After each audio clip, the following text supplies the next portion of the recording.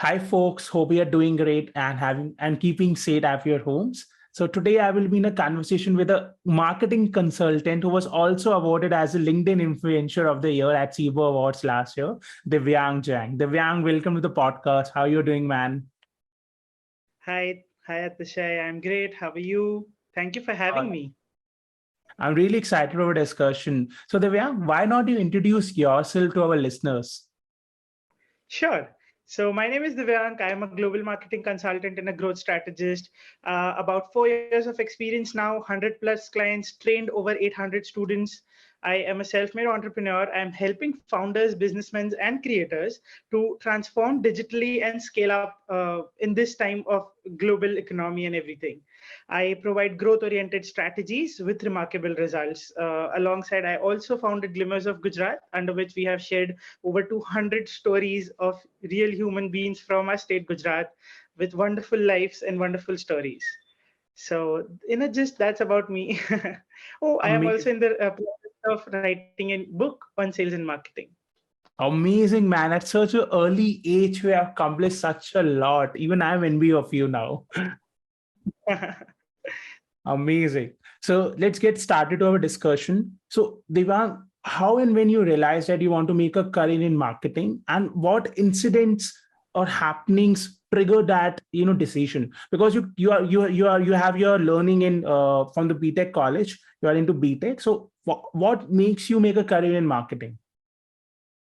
So during my second year of bachelor's, when we started to gain a sight of events happening around, and we got a chance to be a part of those events, those conversations with our seniors and everyone around it, I started joining different clubs. I started being part of different committees.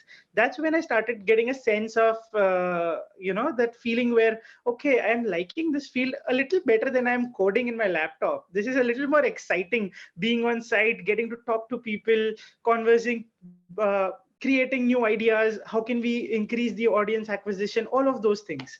So during my college itself, during being part of those events, different cultural activities, I started to having that sense, all right, marketing might be my thing. So that's how it started for me. And how do you convince your parents, because you have done your bachelor's in BTech, right? From BTech, which is all about technical knowledge, coding, to making a career in marketing, which is not so technical. So how are you able to make your parents convince of your career choice? So I am very grateful to my parents. I personally never had a challenge in terms of that. They have always supported me in Hmm. what I want to do. Whatever I like, they used to go with the flow. All right. They just always wanted that I should have a clear thought of trail. Where Hmm. do I want to end up? Is something that I should be clear with, and they were always on board with me. So personally, for me, I never had a challenge. So I consider myself lucky. Hmm. And tell me more about your professional life. So what kind of projects you're currently into, and how you're able to utilize your bachelor's knowledge, your BTech knowledge into marketing. Right. So with the advancement of technology nowadays, not just social media marketing, ads, campaigns, all of those is typical Hmm. marketing which everybody does. But now Hmm. marketing is also getting into technology. So AR, VR tech, Mark tech is a new thing, everything coming up with the metaverse and coins and everything happening around. Marketing has taken a shift with time. And having that old knowledge, classic knowledge of technology coming from a computer science background has definitely Hmm. helped me in terms of understanding these jargons, and connecting these two parallel running lines of marketing and technology. We can bridge the gap. I can understand better and help my clients build better products out of their regular sales cycle. How can you use this tech stack to grow faster and better, is something Hmm. that is definitely helpful in a career transition like this for me.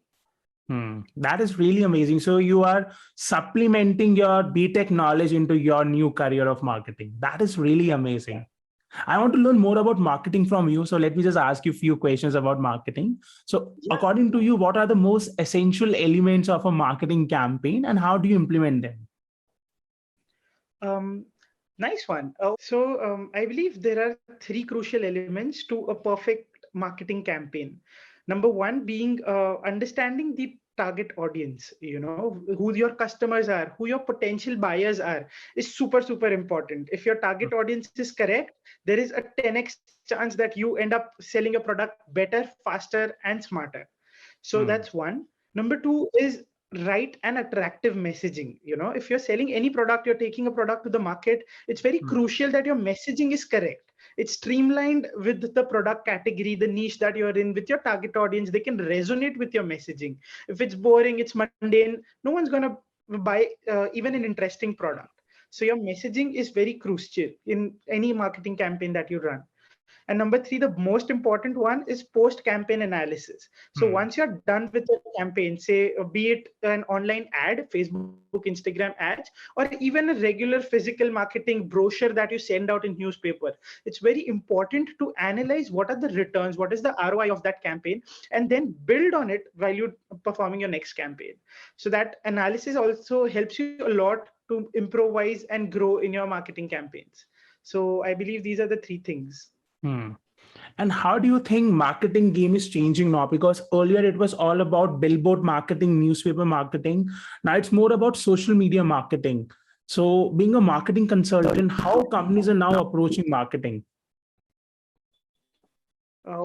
One of the key areas that has recently took over everything is influencer marketing. People are deep diving it into like crazy, Even the smallest of the companies are investing a huge chunk of money in influencer marketing because there are so many influencers out there with genuine audience, with the correct niche audience that they wouldn't have otherwise.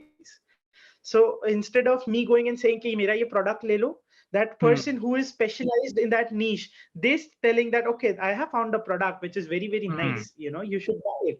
People would trust them better. And rather than my ads that even I spend crore rupees on wouldn't have that ROI that I will spend on this person, this influencer will give me returns. So even if you flip newspapers today, you won't find that many brochures that we used to do even just 5 years ago. So times have changed drastically, especially after COVID. So yeah, that's one toll that has taken place. So companies are putting more money into influential marketing and social media marketing now, rather than the conventional marketing, which was all about advertisement on television. Got it. And do you think this trend will continue to rise, or what are the new trends coming in the field of marketing? Couple of new trends that are happening, especially AR, VR technology. All kind of brands are leveraging those. So I know a lot of fashion brands have got into this technology where you can just scan the person and you'll see them wearing those clothes that you want to purchase. It's very fancy, and you can shop so easily online, and people like using these tech stuff. New technology, new areas people are exploring specifically in this niche. So AR, VR, metaverse, people are buying lands on metaverse. Brands are doing that and opening shops. People are purchasing from there. All this NFT hype, all of this is creating actual sales out of these platforms. People are leveraging these things very, very fast. So yeah. So what do you think are the main elements when you market a product? We all know about the 4 P's of marketing: price, product, positioning, place. So what do you think are the most important aspects when a company or when a person who wants to market a product should put their money in? Good one. So there is one R missing in the entire 4P. So that should be 4PR. So research is extremely crucial when you launch. Today also, a lot of people come to me saying, this is our product. We have recently started as a startup and we want to channelize our marketing. I'm like, okay, but take one step back and see where your actual market lies. Which is the country that is importing the most of those fabrics? Who are the buyers who are sending out from across? Who is your competition? Who is your potential buyer? What do those people like? And especially the part, where is the market gap? Everyone's need is already fulfilled. How do you create a gap and jump in there? That is how you will generate sales for your business. Otherwise, if I am a manufacturer, you are a buyer, we both are connected. Why would I need to connect with a third person? What is that person bringing to the table is extremely crucial in any line of business. So that research wala R is super crucial before you deep dive into any sort of business, startup, your even in your roles at different kind of companies, IT or BFSI, all of the places. So that's one key element. Apart of that, the books are enough to tell that 4 P's are super important.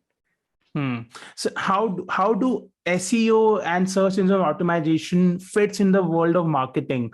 Uh, because whenever uh, if you want to buy let's say a green tea, right, and you write on Google green tea, you see a lot of advertisements, right? So how exactly does this play, right? How Google decides which link to put on the top and which link to put on the bottom? So can you explain the world of SEO, search engine optimization, for the listeners?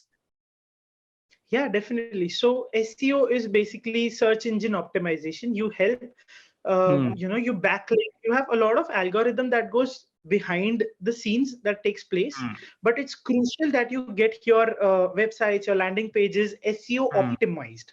So optimized is basically you put in a lot of keywords. So for Hmm. example, you are in a training business, you are into coaching business, you help people, train in their industries or whatever. Then it's Hmm. very crucial your landing pages, your website has different kind of blogs written on it in this specific niche. It's very important that you have the right set of keywords.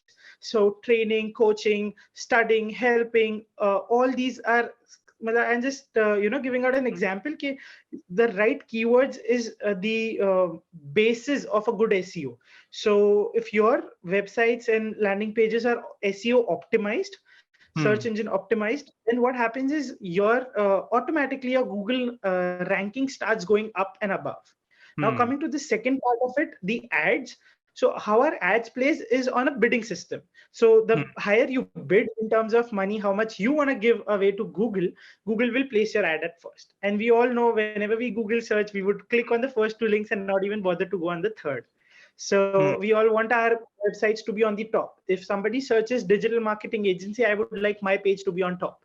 So I should be willing to pay enough money to Google that in between the crowd of 50, 60,000 other digital marketing agencies, why should they put me up in the first position?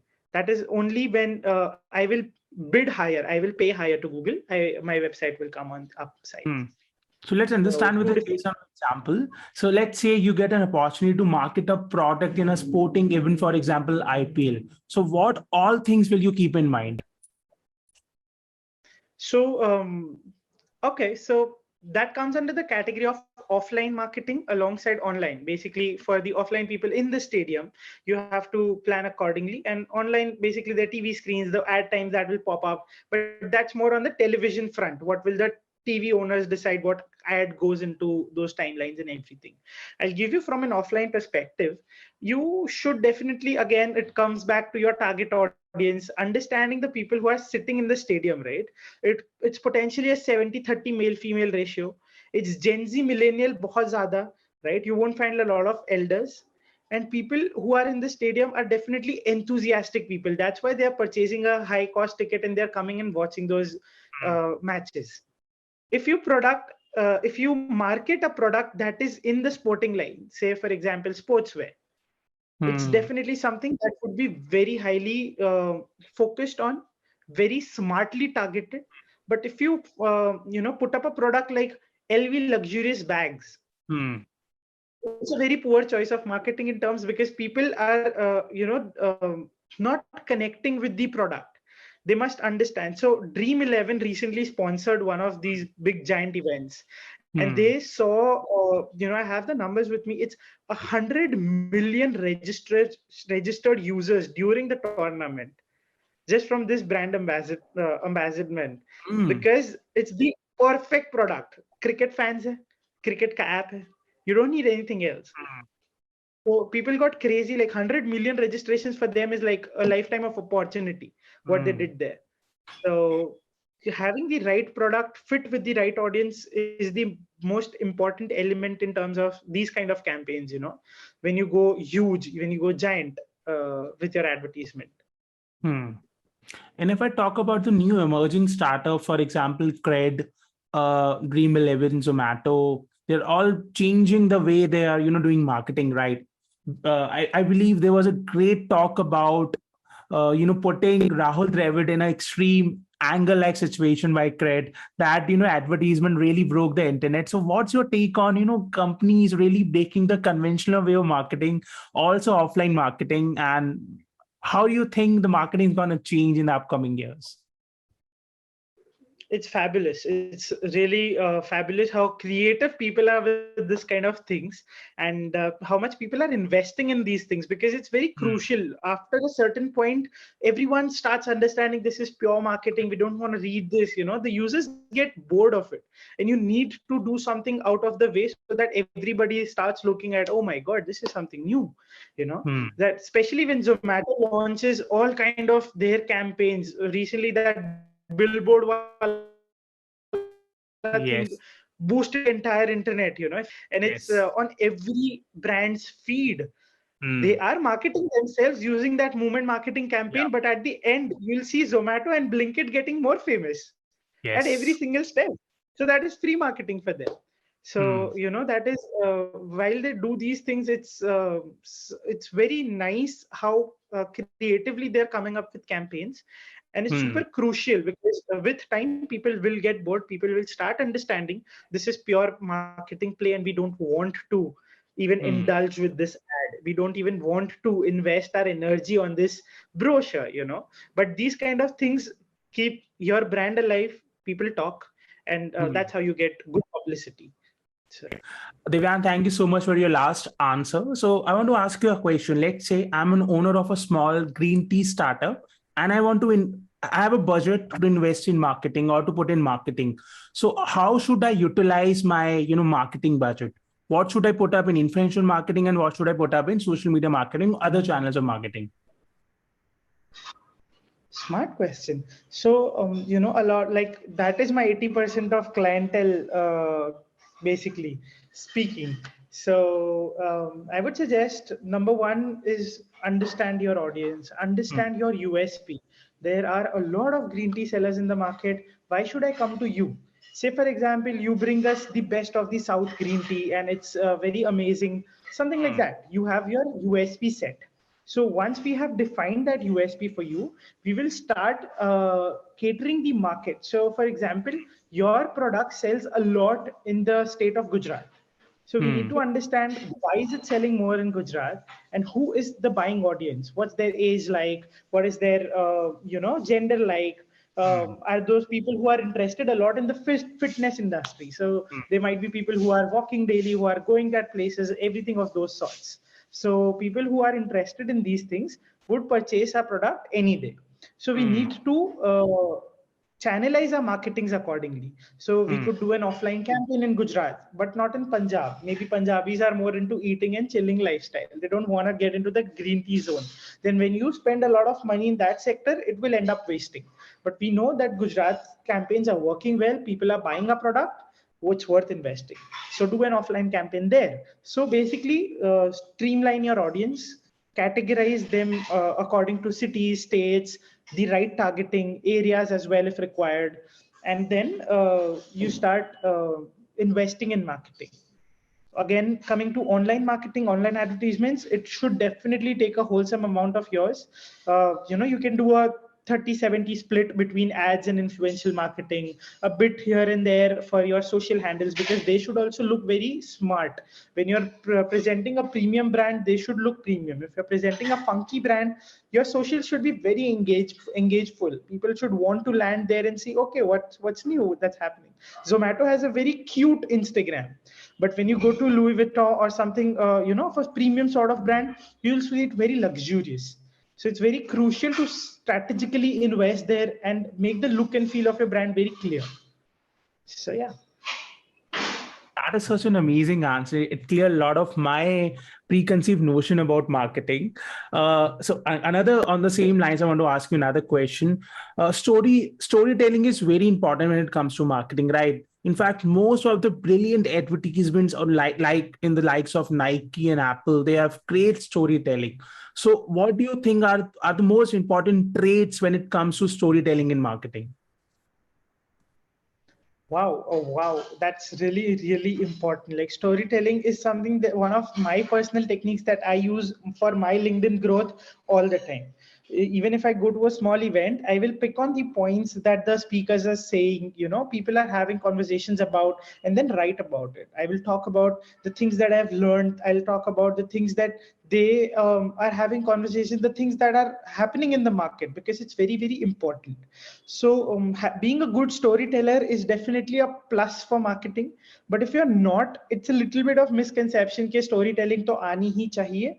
And I'm a little bit against that notion, because it's really okay if you don't know. You can always outsource those kind of activities to people who know and who can streamline your entire marketing activities. So that's one. And coming back to important elements of storytelling: the start, the end, the middle. So we categorize them into three parts. Your start should be a very strong one liner that just hangs the person, they want to know more. You talk about, when I was in 8th, I failed Hindi as a subject, and people were like, oh, did he even fail? Okay, what's next? What happened then? That's a very strong cliffhanger for people to read your entire post or Instagram reel, anything of that sort. So that start cliffhanger is super crucial, because in today's time, people have a very short span of attention. So you need to have that very strong cliffhanger. Then the middle should be contentful. It should be very meaningful. And the last part you reserve for a very subtle CTA. You tell people, okay, Nike did such an amazing campaign. They did this, they did that, and it was fabulous. They did so much in numbers and everything. And if you want to do a campaign like Nike, you can call me, you can text me, you can connect with me. I am a marketing strategist. I help people build campaign like that. And that is a subtle way of ending your storytelling approach from a marketing point, and not just, writing stories. TK, everyone's writing stories. You go on open LinkedIn, it's crazy. Everyone's writing so much of content. Everyone's pushing out so much of things. But you have to be unique in your own field. How and why is very crucial. So that's how I would put it for storytelling. Since you mentioned LinkedIn, you have such a great LinkedIn presence, you know. So without getting much deeper into LinkedIn, because uske liye we can have another podcast where we can talk all about LinkedIn. So what are the few things everyone should do on LinkedIn to have a good profile and to be more engaging on LinkedIn? Oh, I take one-to-one sessions for that. But yeah, no, since you put it up, so LinkedIn is a very crucial platform for two people who are into B2B sales, B2B growth, B2B products, and people who are looking for job. It's not for B2C. It's definitely not for people who are into fashion influence and just direct selling to customers. It's not for them. This is an very clear cut line, and it's not for business owners. Like, of course, it's there for hiring people, but it's not for, where they can grow a lot or gain a lot of sanity around their content. People who are looking out for job, fabulous platform. People who are having a B2B, I handle personal profiles of founders of different B2B companies. We build on their profile, we build their personal brands as they are the king in their niches. And we post, we manage, we do end-to-end solutions around it. But it's very crucial how you showcase your presence. It should be very smart, very optimized, very to the point. It should not be that I have done this, I have won competitions in dancing during my school. Nobody cares about those stuff. It has to be very professional. It has to be very smart. So that's how you create your own personal brand, specifically on LinkedIn. And without getting much deep into the subject of LinkedIn, so let's say I'm just a fresher coming straight out of my bachelor's. So what are few suggestions you would give to that person to be more appealing on LinkedIn, right? So I can catch an eye of a recruiter, I can catch an eye of a person, a hiring manager, right? So just few tips. I know you charge for these things. I don't want to give all the content for free, but yeah, just few things, few suggestions from your end as an expert in the field. Correct. So I would suggest always write personalized invites. Never, just apply for a job. People tend to just apply for a job and let go and wait for the HR to reach to you. Yesterday, I was going through some statistics by Glassdoor, one of the most trusted websites for interviews, hiring, and the entire process. They mentioned that a recruiters in any kind of recruiting that happens, roughly on an average, there are 250 applicants, out of which they select only 4 to 6 people who they interview, and then one is hired for a job. So you want to make sure that you land up and end up being that 4 to 6 and then the one. So to come to that 4 to 6 wala category, especially that, it's very difficult. 250 to 5 ka ratio. So basically, using personalized invites, reaching to the HRs of the company, saying that, "Hi, I am looking for a job in this niche. I just had been overviewing your profile, and I saw that your company is hiring, and I come with X and Y experience, and I really think that I would be the right fit for the role. Can we just have a chat over a virtual cup of coffee? Is that okay?" So, the HR also feels that you are willing to make one step ahead in your life. You are willing to make that effort and get into a different role, right? So they would definitely come and circle back to you. They would definitely talk to you. It has never come in a case to me saying that, na, kisi ne jawab hi nahi diya. Doesn't happen that way. Professional HR will definitely revert back to you. And that's where it really helps. So that one small thing that you do know, that also changes a lot of things. So yeah, that's a smart approach to hiring. And I think that is the most difficult thing also, because most of the folks don't want to take that extra step which you just mentioned, right? Reaching out, writing a personalized note, right? So people don't want to do it, but all those folks who do it, who personalize their invite, who do all those things we just mentioned about, they get an edge when it comes to, getting hired. So I truly, truly agree with that. Correct. So, man, you have such a great knowledge of, marketing, LinkedIn profile optimization. So, what were those? Can you tell about all those resources, or, all those SMEs you maybe talked to, or how do you gather all these knowledge? So, Atishay, I have been a very practical person. I never really studied a lot of books on marketing. I never really gone through a lot of blogs or YouTube channels for that matter. I have always been one of those people who just, if any client came to me and I like, "Acha, aapko ye karana hai, ho jayega." And then I used to figure out the process. Okay, how does that work? If they want to do email campaign, okay, I learn it. How long does it take? Just Google out stuff, start learning, and then start implementing. I have personally learned a lot by practical implementation only. But since you're asking, the two resources that I really find very, very helpful and have the most impactful knowledge, two blogs I would like to suggest to the people who want to get into this niche and grow eventually is HubSpot. HubSpot has the most amazing marketing blogs. And another one is Seth Godin blog. So Seth Godin is known as the father of marketing in his own ways, and he's an amazing personality. His blogs are very crisp, very to the point, and very impactful as well. So those two are something that I used to refer back in my day. And so you mentioned you are learning by doing kind of person. I'm also the same. I say yes to most of the opportunities, then I figure out how to do it, how to implement it. And I guess that is the right way of doing things, also the best way of doing things. Because unless and until you feel that pressure, right? Because now you have said yes to an opportunity, you are more pressurized to do it, right, to accomplish it, and then you put all your efforts, you're more focused that way. So I'm also that kind of a person. So Nice. man, how do you optimize your productivity throughout the day? Especially working, especially with the world of remote working now, work from home, and you must be working with clientele outside of India. So how do you manage your day and how you manage your productivity? Because apart from just doing a full-time job, you are into a lot of things, right? You're into a lot of projects. You do one-on-one coaching. You have your own workshops, own webinars. So how do you manage all those things? So one of the things that I have personally found very useful is that taking small breaks, as small as it sounds, as normal as it sounds, it's really, really helpful. Basically, I'll sit for an hour and a half for work, and I'll just get up, I'll open my Netflix tab and start watching an episode of Friends without Hmm. even caring for the next 20 minutes. I am in the zone. I don't care. I will close all of my WhatsApp, all my social tabs so that I'm not disturbed.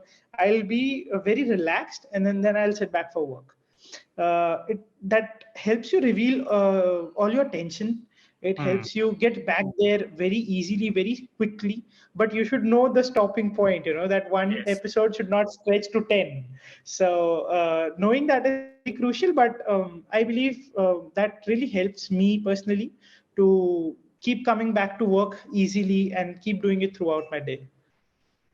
Wow, man. I'm gonna really practice this when I'm feeling stressed out, when I'm feeling overwhelmed. I'm also gonna watch an episode of Friends just to, release tension, release my, anxiety about the upcoming meeting or task. This is a really practical habit, I must say.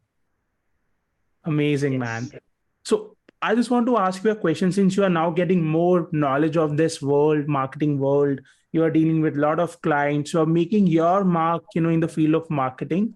So if someone wants to enter this field, let's say I'm a fresher and confused about, the world of marketing, what marketing is all about. So how can someone make a decision about, making a career in this field, and what are the traits, what skill sets you should have, or what are all the things one should consider while making a choice in this particular field?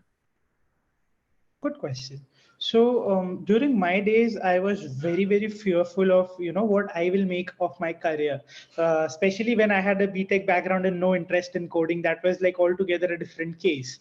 So within 2 months of my job, I joined in a company wherein I was chose as a tech sales role after my college. So I worked for 3 months as a sales executive. When we used to go out, we used to speak with clients, pitch our products and everything.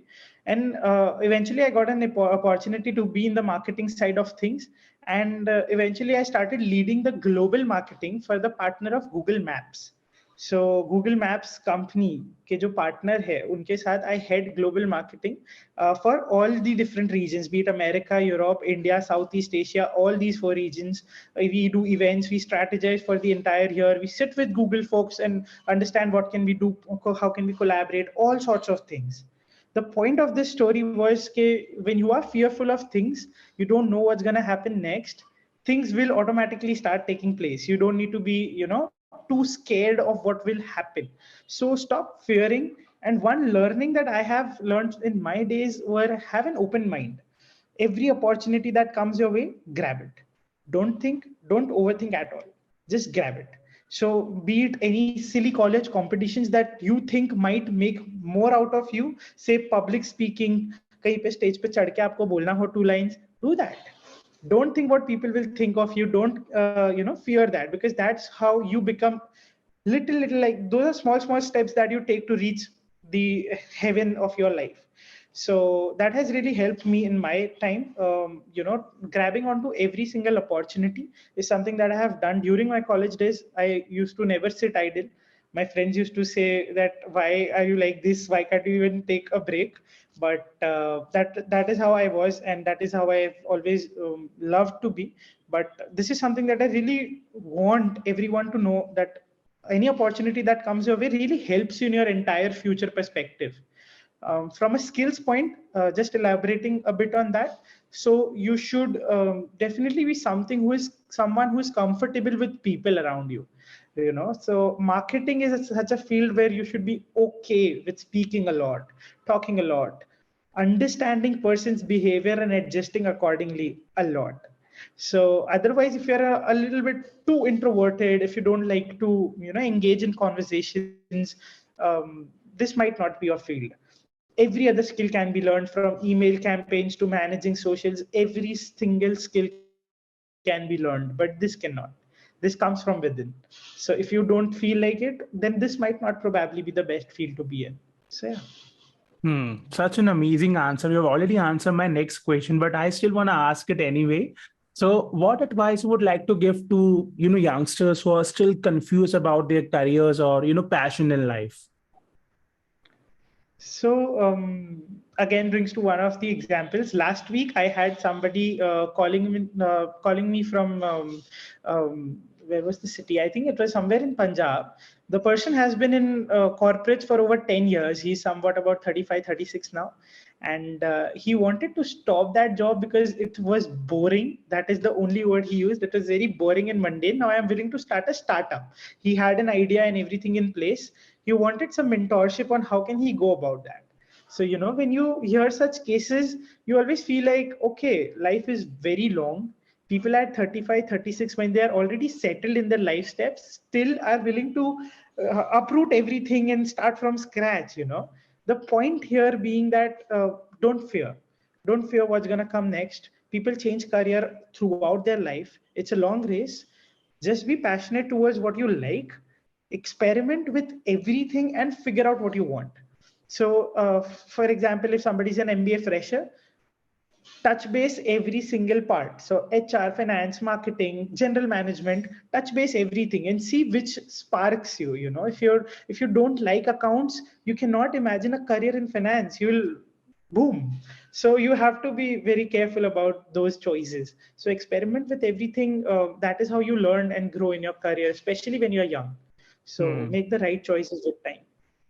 That is such a great answer. So all you are just saying is be open to exploration, right? When you're in your college, when you're in your early stages of career, because you never know where exactly you will land. So keep your mind open, explore things, and then decide what really excites you or what you truly are passionate about. Because when it's the right mix of skills and passion, it's a great career option. Perfect. Absolutely. Awesome, man. Such a great conversation. Before I ask you the final question, I really want to ask you about your upcoming project or maybe the next big thing you're working upon now. So I am already in process of writing my own book on sales and strategies. I will be putting in every bit that I have learned through my career, using the bestest of the authors to my personal knowledge with my clients, all sorts of stories, everything in that book. It will take time for sure, but it has already started, and I look forward to that. Amazing, amazing. So this is a self-published book, or are you roped in by a publisher to publish this? We will be working on all the technicalities soon. Oh wow, amazing! I really look forward to reading your book. Thank you so much. Amazing, man. So, guys, before we end this podcast, I know it's such a great conversation, but I don't want to end it, but we have our time constraints. So, before I end this podcast, Divyank, I really want to ask you one final question. So, imagine you are standing on the largest stadium ever built in the history of mankind, and millions of people are, just waiting to hear from you, and you're given only 1 minute to share all your life learnings. What would be that lesson you want to convey in that 1 minute? Fabulous, yeah. That's a very smart way to put a question. Nice. Ah, so I have this belief in 5 words that mean a lot to me personally. So a thing called everything happens for a reason. These are the 5 words that are the sole basis for my everyday motivation. No matter how hard it is, no matter how long it takes for you to reach your goals, no matter how difficult a situation gets, every single thing happens for a reason. And when you trust the process, God will guide you. Your, universal energy will automatically guide you to the right path. That is something that I've always felt. I have had my share of ups and downs during my career journey, and it's a very small part. It's not even the beginning yet. I have a very very long way to go, but trusting the process has made it a lot more easier, uh, a lot more happening in this time. And everything happens, and then it kind of helps you get the correct path where you want to be. So just follow your heart, trust the process, and keep doing things. Don't sit. And yeah, the universe will be happy to help you.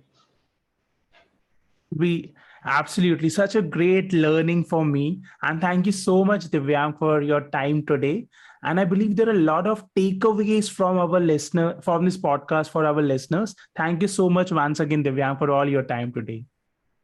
Thank you so much for having me. It was a very delightful conversation and a lot of thought provoking ones, I must say. But yeah, it was nice speaking with you at this. Same here, pleasure is all mine. I really look forward to your book. Let me know once your book is out. I will be happy to, buy a copy and read it through. Definitely. Before we sign off, any closing notes for our listeners? Just I'm always available for everyone. I never say no to any kind of queries, so you can hit me up anytime. I'm available on LinkedIn, WhatsApp. completely reachable. So if I can be of any help, I am on a mission to train and help 10,000 students across India and abroad for their career paths, helping them get their dream jobs in parallel to everything that I do. So if anybody wants any sorts of help, I'm definitely there. So yeah. Amazing. And guys, I will be linking in Divyank's LinkedIn profile. So if in case you want any help with LinkedIn profile optimization or any help in understanding the world of marketing, you can reach out to him and get your answers. So this is Thank you Atisha so Jain much. signing off. Take care and stay safe, guys. Thank you so much, Divyank, once again. Pleasure.